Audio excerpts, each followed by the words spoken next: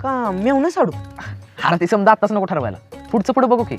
असं कसं 10वी झाली की आपण कामाला जाणार, मग पुरी बघणार, हो नाही होणार, त्यापेक्षा आत्ताच पसंत करून ठेवलेली बरी नाही वे. आणि ज्योतीपेक्षा या जगात कोण चांगली आहे तेव्हा. नाही नाही, तिच्या जगात कोण आहे का? मग काय अबे, ज्योती मला पटेल कर. हार पट्टल की. आज पेन्सिल दिलास, उद्या पेन दे. परवा दिवशी कंपास दे, वह्या पुस्तक दप्तर दे, नाहीतर कपडे बी ते काढून गाववर नागडा फिरको बोंबले. अबे आजपासून यालाय ना आपल्यानं काढूनच टाकू, सारखं आपल्या विरोधात बोलत असत. मी तर म्हणतोय ह्याला गावानं हाकलूनच देऊया. का त्या बापात आहे होय गाव? हे बघ हे असं बोलते, हे तिची माय लेकरं. मध्या तुझ्या अंगात का नाही रहमानी खेळाय बघ. त्याची खोड काढल्याशिवाय तो कधीच काय बोलत नाही. पण मध्या तू आज बघितलंस खरं, आज बघ की म्हणजे अर्धीच पोरं शाळेत आलेली.